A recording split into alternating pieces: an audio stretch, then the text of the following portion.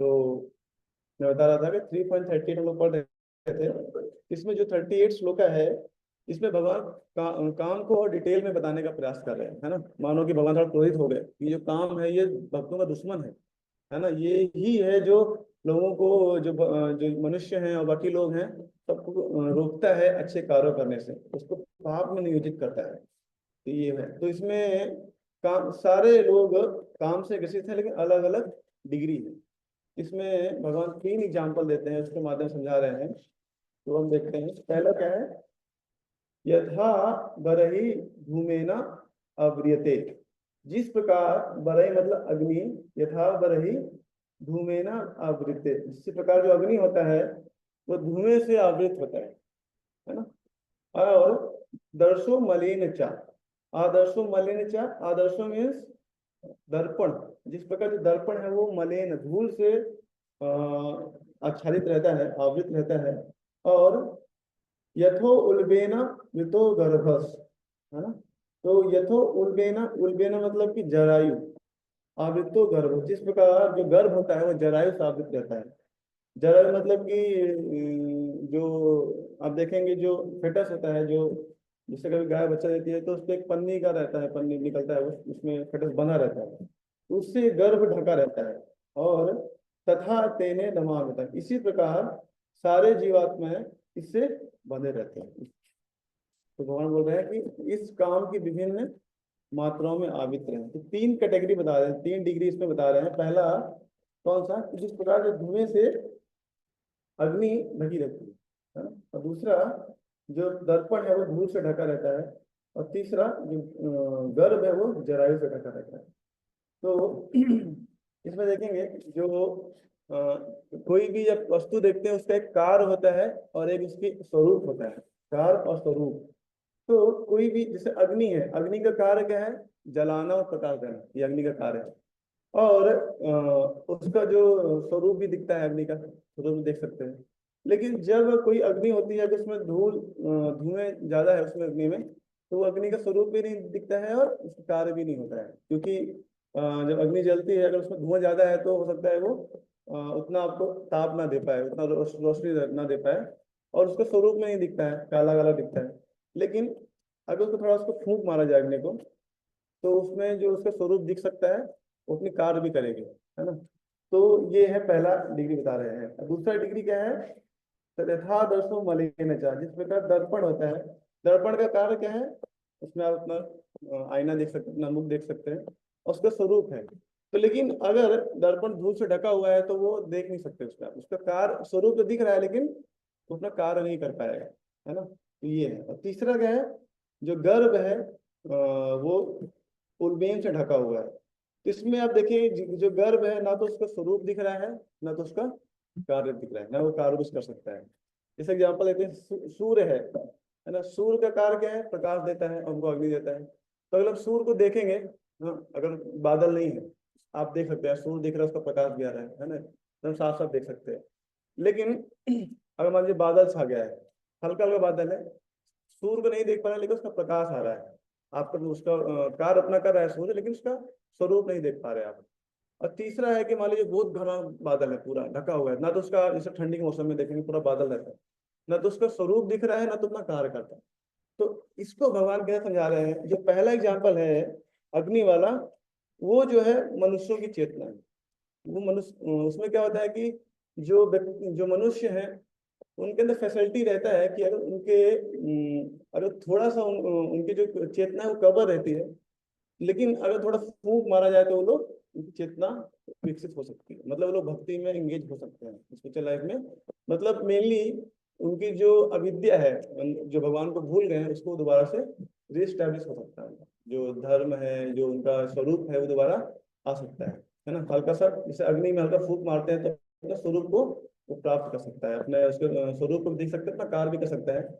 इसी प्रकार जो मनुष्य है, उसको अगर थोड़ा सा अगर प्रॉपरली हैंडल करे अपने, वो अपनी फ्री विल को, तो भगवान की भक्ति में जोड़ सकता है। ये भगवान बता रहे हैं पहले एग्जाम्पल। दूसरा क्या है,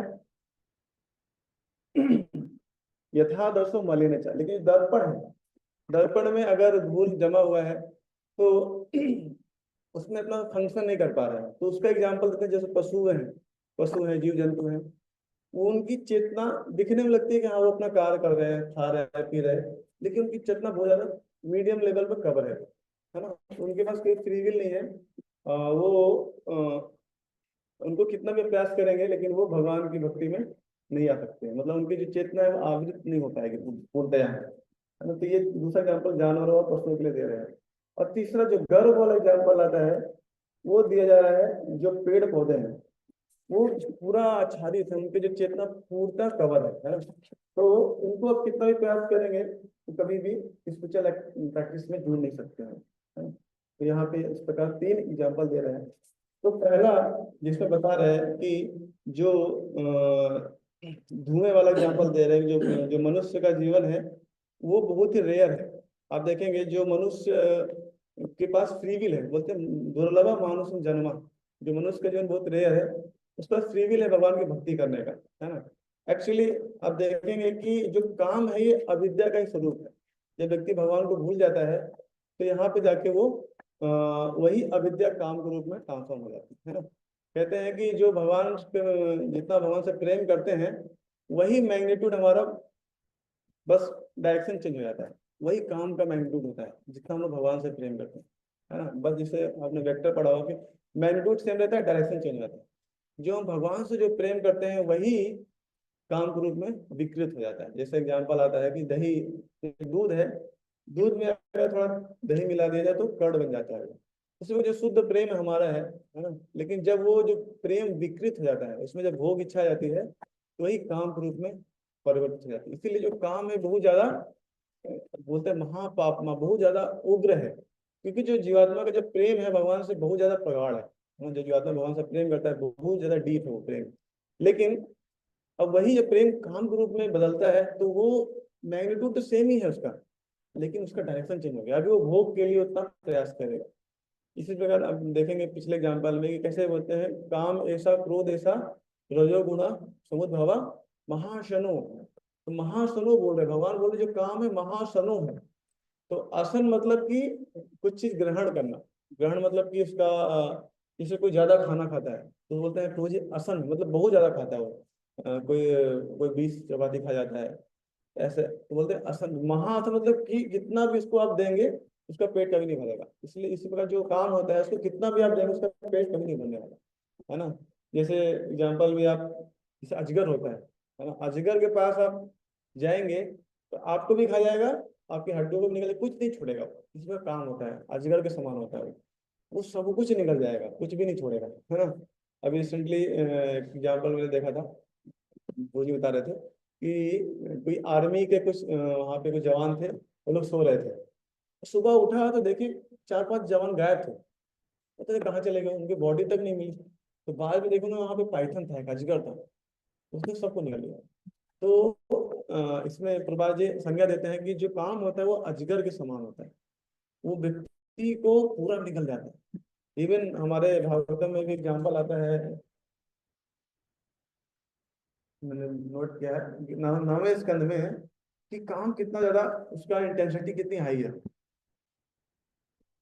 हाँ श्लोक में कुछ नहीं है, इसमें बोलते हैं कि अगर कोई व्यक्ति है उसको पूरे संसार का सब कुछ दे दिया जाए, जो भी उसकी इच्छा है, सारा पैसा दे दिया जाए, सारा जितना अन्न है दे दिया जाए, जितनी कारें हैं सब दे दी जाए, लेकिन तभी अगर उसकी इंद्रिय संयम नहीं है तो वो कभी भी संतुष्ट नहीं होगा, है ना। ये कौन बताता है, ययाति महाराज बताते हैं कि कितना जो काम है उसको कभी शांत नहीं किया जा सकता। तो तो भगवान यहाँ पे 3 डिग्री बता रहे हैं काम का। एक गर्भस्थ शिशु का जो सबसे ज्यादा हाईएस्ट डिग्री है, जो पेड़ पौधों की चेतना होती है, वो सबसे डीप लस्ट होता है, वो लस्ट ही है, जो काम ही है ना। और जो थोड़ा मीडियम है वो पशु योनि है। उनमें हम देखते हैं वो कार्य करते हैं लेकिन उनका जो चेतना है उसको आप विकसित नहीं कर सकते, वो भगवान की भक्ति में नहीं लग सकते। लेकिन जो मनुष्य हैं उनको अगर थोड़ा हम प्रयास करेंगे तो वो लोग भगवान की भक्ति में लग सकते हैं। तो यहाँ पे एक अग्नि के एग्जाम्पल समझ सकते हैं।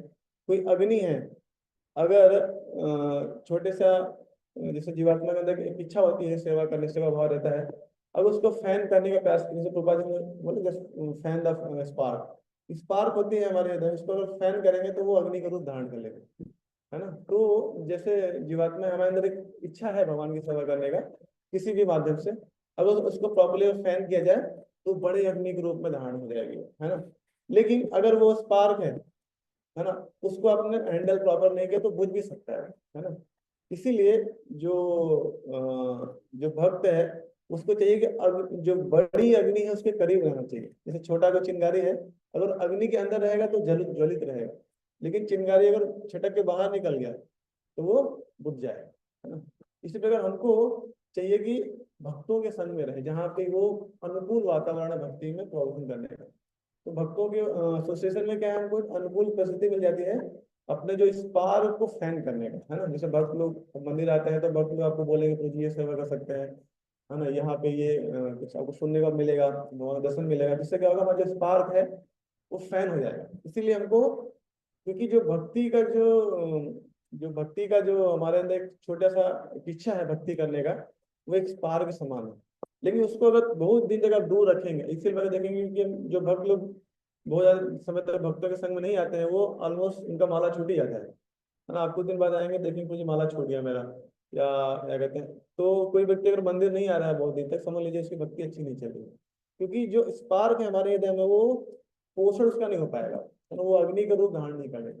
लेकिन जो ये हमारे अंदर एक स्पार्क है भक्ति का, अगर वो अग्नि के संपर्क में रहेगा तो बहुत बड़ा अग्नि बन सकता है, बहुत ज्यादा पूरे जो हमारे काम इच्छा है सबको जला सकता है, इतना ज्यादा इसके अंदर पोटेंसी है ना। तो यहाँ पे तो पहला ये देख सकते हैं। दूसरा देख सकते हैं कि जो मनुष्य जन्म कितना दुर्लभ है, क्योंकि इसमें हमको एक फ्री विल है। बाकी देखिए योनियों में हम लोग भक्ति नहीं कर सकते, है ना। कहते हैं मनुष्य योनि ही क्या है, कर्म योनि है, बाकी सब भोग योनि है।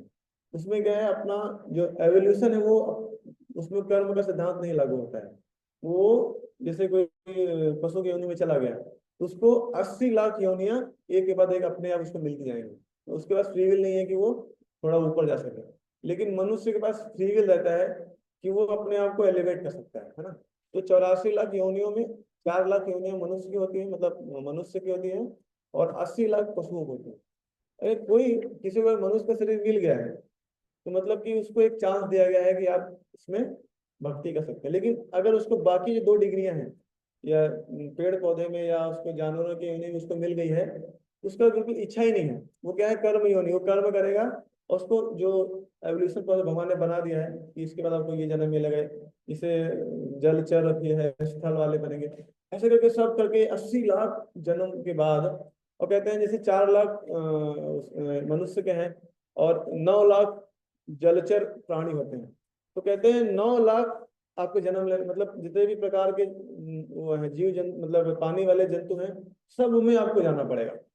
ऐसे ही है, कहते हैं लगभग 10 लाख बताते हैं कि स्थल वाले हैं, उसमें सब में आपको सारे जितने भी बंदर हैं, जितने भी अलग अलग जीव योनियां हैं, सब के थ्रू आपको गुजरना पड़ेगा।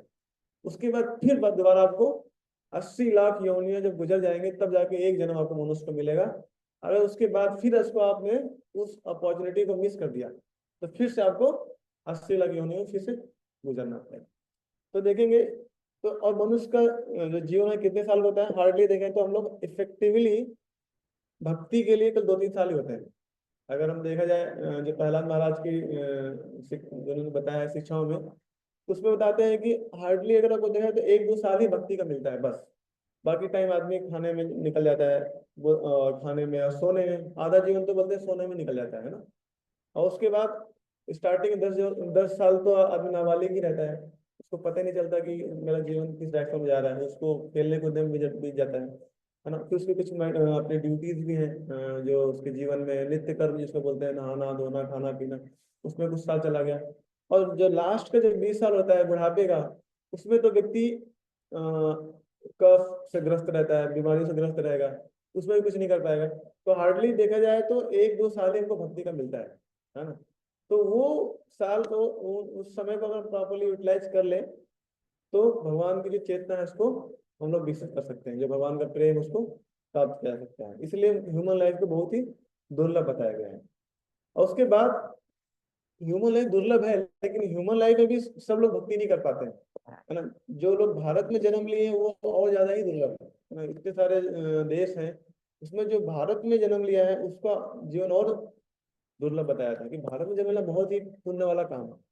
और भारत में भी जो ना कोई जन्म लिया है, और वो भी अगर कोई चेतन महाप्रभु के मिशन में आ गया है, प्रभुपाद जी के मिशन में आ गया है, या भक्तों के संग में आ गया है, वो बहुत ज्यादा दुर्लभ है ना। उसके बाद भी अगर कोई भक्ति प्रॉपरली नहीं कर पा रहा है, उसके लिए बहुत ही अनफॉर्चुनेट सिचुएशन है।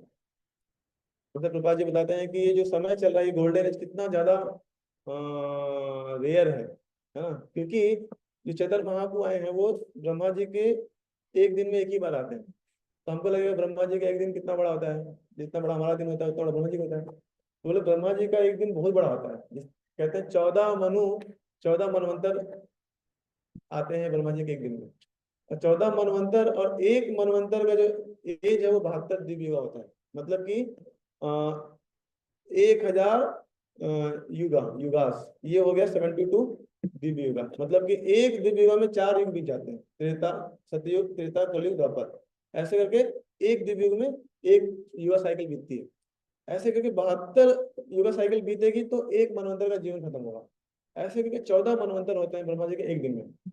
तो ऐसे करके वो भी जो 7वां मनु है, वैवस्वत मनु, उसमें आते हैं चेतन महाप्रभु। मतलब 14 मनु में जो 7वां मनु है, उसमें आते हैं चेतन महाप्रभु। और ये जो समय चल रहा है, ये 7वां मनु वाला समय चल रहा है, वैवस्वत मनु वाला। और उसमें भी जो 72 दिव्य युगा है, उसमें कहते हैं जो 78 युगा साइकिल है, उसमें भगवान आते हैं। 78 नहीं, 28 जो 28वां युगा साइकिल है। मतलब कि जो ये दिव्य युग चल रहा है, ये 28वां दिव्य युग चल रहा है, इसमें भगवान आते हैं। और हम लोग उसी समय जन्म लिए। तो ये क्या देखा जाए तो बहुत ज्यादा रेयर अपॉर्चुनिटी मिला है हमको इस अगर तो हमको इसे थोड़ा डीपली सोचना चाहिए कि इसमें हम लोग अच्छे से भक्ति कर सकते हैं, है ना। इसलिए हमको उसे बोलते हैं making firm commitment to convert the lust into back to its original form of love. जो प्रेम है वही कन्वर्ट हुआ है लस्ट में। तो हमको एक properly we have to commit ourselves daily, जो बोलते हैं इंट्रोस्पेक्शन करके, उसको कमिटमेंट बना के हमको डेली थोड़ा थोड़ा भक्ति में प्रोग्रेस करना चाहिए, है ना। जैसा अभी रिसेंटली अभी बीता रामनवमी, उसमें देखेंगे जो कैकेयी है वो भगवान से कितना प्रेम करती थी, भगवान राम से। लेकिन थोड़ा उसको गलत संग मिला मंथरा का, तो वो जो प्रेम है वो क्या हो गया, पूरा अपोजिट हो गया। कहते हैं भरत से भी ज्यादा प्रेम कैकेयी राम से करती थी। लेकिन थोड़ा जो दही उसमें मिल गया मंथरा के रूप में, वो पूरा दूध क्या हुआ, कर्ड के रूप में ट्रांसफॉर्म हो गया। तो वो जो प्रेम था वो पूरा क्या होगा, भोग के रूप में। जो व्यक्ति इतना प्रेम करता था उस उनसे, अभी वो उनको वन भेजने के लिए तैयार हो गए, ऐसा है। तो हम थोड़ा प्रभुपाद जी का तात्पर्य भी देखेंगे। प्रभुपाद जी सेम चीज बता रहे हैं तात्पर्य के माध्यम से, कैसे जो 3 डिग्रियां हैं वो अलग अलग, और उसके 2 कैटेगरी बता रहे हैं कि एक कैसे कोई जो कृष्णा कॉन्शियस भक्त होता है, एक उसके रिस्पेक्ट में बता रहे हैं। एक दूसरा जो भगवान जो अलग अलग 3 डिग्रियां बता रहे हैं, पशु योनि, उसके बाद और जो आपके गर्भ और ये अग्नि वाला। तो 2 कंडीशन प्रभुपाद जी इसमें लेके चल रहे हैं। पहला तात्पर्य पढ़ते हैं, जीवात्माओं के आवरण की 3 कोटियां हैं जिनसे उसकी शुद्ध चेतना धूमिल होती है, या आवरण काम ही है, जो विभिन्न स्वरूपों में होता है, यथा अग्नि में धुआं, दर्पण पर धूल तथा भ्रूण पर गर्भस। जब काम की उपमा धूम से दी जाती है तो यह समझना चाहिए कि जीवित स्फुलिंग की अग्नि कुछ कुछ अनुभवगम्य है। दूसरे शब्दों में जब जीवात्मा अपने कृष्ण भावना में जो कुछ कुछ प्रकट करता है, तो उसकी उपमा धुएं से आवृत अग्नि ही दी जाती है। तो प्रभुपाद जी एक साथ 2 चीज लेके चल रहे हैं। एक तो जो ये चेतना वाला है, पशु का चेतना, पेड़ पौधों की चेतना और मनुष्य की चेतना। और दूसरा एक कोई नया भक्त होता है, एक थोड़ा मेच्योर भक्त होता है, एक थोड़ा एडवांस भक्त होता है। तो 2 एग्जाम्पल साथ में प्रभुपाद जी लेके चले। दूसरे शब्दों में जब जीवात्मा अपने कृष्ण भावना को कुछ कुछ प्रकट करता है, तो उसकी उपमा धुएं से आवृत अग्नि से दी जाती है। यद्यपि जहाँ कहीं धुआं होता है वहां अग्नि का होना अनिवार्य है, किंतु प्रारंभिक अवस्था में अग्नि को प्रत्यक्ष अभिव्यक्ति नहीं होती है। यह अवस्था कृष्ण भावनामृत के शुभारंभ जैसी है। दर्पण पर धूल का उदाहरण मन रूपी दर्पण को अनेकानेक आध्यात्मिक विधियों से स्वच्छ करने की प्रक्रिया के समान है। इसकी सर्वश्रेष्ठ विधि है भगवान के पवित्र नाम का संकीर्तन। गर्भाशय द्वारा आवृत गुण का दृष्टांत असहाय अवस्था में दिया गया है। क्योंकि गर्भ स्थित शिशु इधर उधर हिलने के लिए स्वतंत्र नहीं रहता। जीवन की यह अवस्था वृक्षों के समान वृक्षों के समान है। वृक्ष भी जीवात्माएं हैं, किंतु उनमें काम की प्रबलता को देखते हुए उन्हें ऐसी योनि मिलती है कि वो प्रायः चेतना शून्य होते हैं। धूमिल दर्पण पशु पक्षियों के समान है और धूम्र से आवृत अग्नि मनुष्य के समान है। मनुष्य के रूप में जीवात्मा में थोड़ा बहुत कृष्ण भावनामृत का उदय होता है, और यदि वह और प्रगति करता है तो आध्यात्मिक जीवन की अग्नि मनुष्य जीवन में प्रज्वलित हो सकती है। यदि अग्नि के धुएं को ठीक से नियंत्रित किया जाए तो अग्नि जल सकती है। अतः यह मनुष्य जीवन जीवात्माओं के लिए एक ऐसा सुअवसर है कि जिससे संसार के बंधन से छूट सकता है। मनुष्य जीवन में काम रूपी शत्रु को योग निर्देशन में कृष्ण भावनामृत के अनुशीलन द्वारा जीता जा सकता है। तो यहाँ पे प्रभुपाद जी बता रहे हैं कि जो कृष्णा कॉन्शियसनेस है, जो संकीर्तन मोमेंट है, क्योंकि जो हमारी जो चेतना अभी क्या है, धूमिल हो चुकी है या उसको आवृत हो चुकी है, उसको एक सबसे पावरफुल तरीका कलयुग दिया गया है, जो चेतन भाव में दिया है।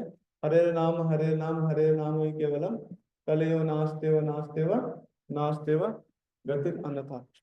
तो उससे बताते हैं कि जब भगवान का जब नाम लेते हैं, भगवान के साथ में कीर्तन करते हैं, चेतो दर्पण मार्जना, चेतन भाव ने पहला श्लोक यूज किया है, चेतो दर्पण मार्जना, जो शिक्षाष्टकम का है। जो हमारा चित्त है वो दर्पण के समान है, और भी उसमें क्या है, धूल जमा हुआ है। तो वो धूल क्या है, अविद्या के समान है। अविद्या मतलब हम लोग भगवान के हमारे संबंध भूल गए। लेकिन जैसे ही हम लोग हरे कृष्णा चैंटिंग करते हैं, भगवान अपने नाम के माध्यम से हमारे हृदय में प्रवेश करते हैं। एंड धुनोती समलम कृष्ण, और भगवान क्या क्लीनिंग स्टार्ट कर देते हैं, है ना। तो भगवान इतने प्रसन्न हो जाते हैं हमसे कि झाड़ू उठा के रूम साफ करना स्टार्ट करते हैं, है ना। तो कुछ लोग बोलते हैं प्रभु जी जब हरिनाम करते हैं तो ऐसा लगता है काम ज्यादा बढ़ गया है ना। मतलब अभी ज्यादा फोर्स से आ रहा है काम। पहले तो लग रहा था कि भौतिक जीवन में काम है ही नहीं मेरे हृदय में, लेकिन अभी जब भक्ति कर रहे हैं तो ऐसा लग रहा है काम ज्यादा आ रहा है, अभी ज्यादा प्रॉब्लम हो रही है। तो देखिए जब झाड़ू लगाते हैं तो पहले धूल दिखता नहीं है रूम में, लेकिन जब झाड़ू लगाते हैं तो धूल दिखने लगता है कि हाँ इतना धूल है ना, इसलिए रूम क्लीन लग रहा है इतना। लेकिन यहाँ पे जब वाइपर करेंगे थोड़ा तो धूल इकट्ठा हो जाएगा, धूल दिखने लगेगा।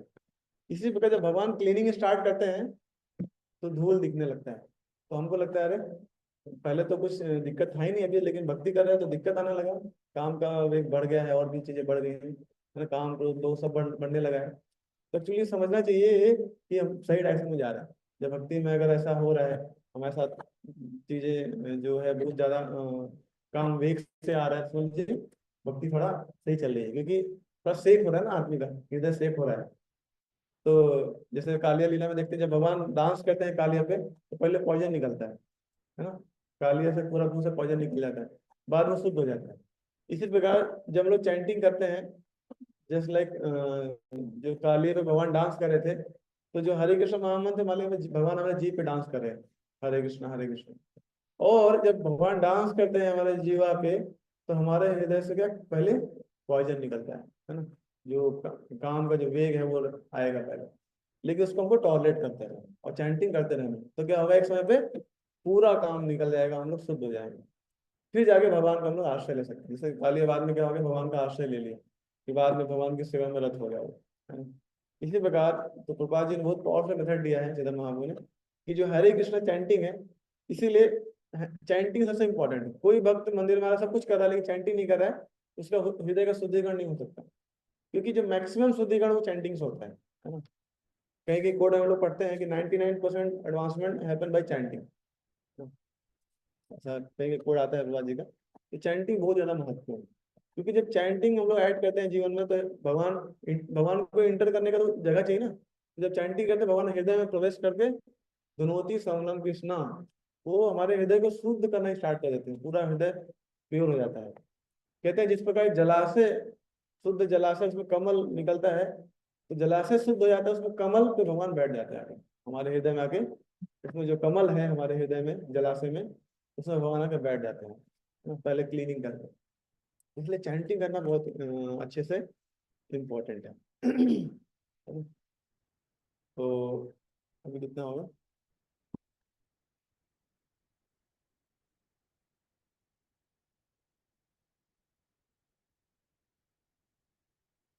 और इस तरह इसमें एग्जाम्पल में लिखे थे, लेकिन अभी यहाँ पे टाइम हो गया है, तो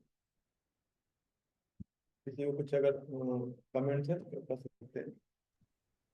हरे कृष्णा प्रभु जी, नंद प्रणाम। हाँ, हरे कृष्ण जी। प्रभु जी, कोई व्यक्ति है जिसको भक्ति के बारे में पता ही नहीं है, चले और वो अज्ञानता में पाप करता रहे जीवन भर, तो उसका क्या हुआ? तो इनका प्रश्न है, कोई व्यक्ति है जो उसको भक्ति के बारे में पता नहीं है और वो अज्ञान में ही पाप कर्म कर रहा है, तो उसका क्या होगा? तो कहते हैं, वो जो आग है ना, अगर कोई शिशु है उसको अगर टच करेगा तो आग उसको जला देगी। इसी प्रकार जो नेचर का नियम है, प्रकृति का नियम है, अगर कोई पाप कृत्य में लगा हुआ है तो उसका रिएक्शन तो उसको मिलेगा ही। लेकिन भगवान ऐसा नहीं होगा कि उसको मौका नहीं दिया गया है। अगर किसी कोई व्यक्ति मनुष्य जीवन या भारत भूमि में जन्म लिया है तो उसको जरूर कहीं ना कहीं उसको मौका मिला होगा जिसमें उसको चल रहा प्रैक्टिस कर सकता है ना। ऐसा है। आप देखेंगे कि जैसे बहुत सारे डिवोटीज हैं, बुक डिस्कस करने जाते हैं, या बहुत सारे हमारे इस्कॉन के टेम्पल्स हैं, वहाँ प्रोग्राम्स होते हैं, तो भगवान कहीं ना कहीं उसको मौका दिए होंगे, लेकिन उसकी फ्री विल है, उसको उसको एक्सेप्ट करना है नहीं करना है ना। तो उसके फ्री विल पर डिपेंड करता है, उसको मौका मिला होगा उसको चल रहा है प्रैक्टिस करने का, लेकिन वो उसको एक्सेप्ट नहीं कर पाया होगा। तो दो पार्ट इसमें। पहला, अगर कोई अज्ञानतावश भी पाप कर रहा है तो उसको उसका तो कर्म लगेगा ही लगेगा, है ना। इस प्रकार से कोई अग्नि जैसे कि सबको जला देती है, उसी प्रकार कोई भी अगर अज्ञानतावश भी पाप कर रहा है उसको उसको कर्म तो भोगना ही पड़ेगा। और दूसरा कि उसको भक्ति के बारे में पता नहीं है, तो मे भी उसको मौका मिला मिला होगा, लेकिन उसने उसमें अपनी फ्री विल नहीं शो की है ना, फ्री विल नहीं दिखाई होगी, उसको भक्ति का मौका दिया गया होगा। क्योंकि भारत भूमि को जन्म लिया है, आप देखेंगे हर जगह वहाँ पे भक्ति का इतना ज्यादा प्रभाव है यहाँ पे, इस्कॉन के इतने सेंटर्स हैं, और हम लोग भी जाते हैं बाहर बुक डिस्ट्रीब्यूट करने के लिए, है ना। तो बहुत सारे मौके मिलते हैं लोगों को, और उनको ये भी मौका मिला मिला होगा, लेकिन वो उनको इच्छा नहीं होगी, या उनका जो भी अज्ञात स्वीकृति है उतनी नहीं बड़ी होगी। इसलिए हम लोग का कर्तव्य है भक्तों का कि जित मैक्सिमम लोगों के पास पहुंचा जाए, है ना, प्रचार प्रचार के लिए। उससे क्या होगा, लोगों की जो स्वीकृति बढ़ेगी, स्वीकृति बढ़ेगी तो लोग भक्ति में जुड़ेंगे, है ना। तो ये एक तरह देखा जाए कि भक्तों की भी रिस्पॉन्सिबिलिटी है हमारी, कि हम लोग कितने लोग को टच कर पा रहे हैं, कितने लोग को हम लोग प्रचार कर पा रहे हैं, है ना? इसमें हमारी भी थोड़ी रिस्पॉन्सिबिलिटी बनती है। इसलिए प्रभुपाद जी ने पूरे विश्व में जाके प्रचार किया, है ना। अभी वो प्रभुपाद चाहते हैं कि जितना मैंने किया उससे आगे बढ़ाया जाए इसको, है ना, जितना मैंने प्रचार किया है उससे और आगे बढ़ाया जाए। तो अभी देखते हैं, जो प्रभुपाद जी ने 108 मंदिर खोले, अभी इस्कॉन के 700 मंदिर हो गए, तो पिचिंग बढ़ा हुआ है, पिचिंग बढ़ी है। इंडिया में ऑलमोस्ट 400 मंदिर है इस्कॉन के, है। तो हमको भी उसमें कुछ योगदान देना चाहिए प्रचार में, उससे क्या होगा, मैक्सिमम लोगों को हम लोग भक्ति में टच कर सकते हैं, है ना। ऐसा है। और भगवत गीता तो ऑल नोइंग बुक है ना। हम लोग बोलते हैं कि गीता मैनुअल है, जीवन का मैनुअल है, सबको पता है गीता के बारे में, किसको नहीं पता है ना। अर्जुन को सब जानते हैं, कृष्ण को सब जानते हैं, राम को सब जानते हैं, वे इंडिया में। अच्छा, तो बोलते हैं नो बडी इनोसेंट है यार। कोई भौतिक संसार में कोई आया है तो नो बडी इनोसेंट, क्योंकि सब लोग भगवान से द्रोह करके आए हुए हैं ना, कोई इनोसेंट नहीं है। कोई बोलता है मुझे बेकसूर लोगों को क्यों इतना दुख मिलता है, तो नो बडी इनोसेंट, कोई यहाँ बेकसूर नहीं है। सब लोग भगवान से झगड़ा करके यहाँ पे आए हैं। तो कोई इनोसेंट नहीं है यहाँ पे, सब लोग क्या है। सब लोग मतलब द्रोही हैं। द्रोही बोल सकते हैं, या आतंकवादी बोल सकते हैं। थैंक ठीक यू है। प्रभु जी। हरे कृष्ण। बहुत बहुत धन्यवाद। हरे कृष्ण।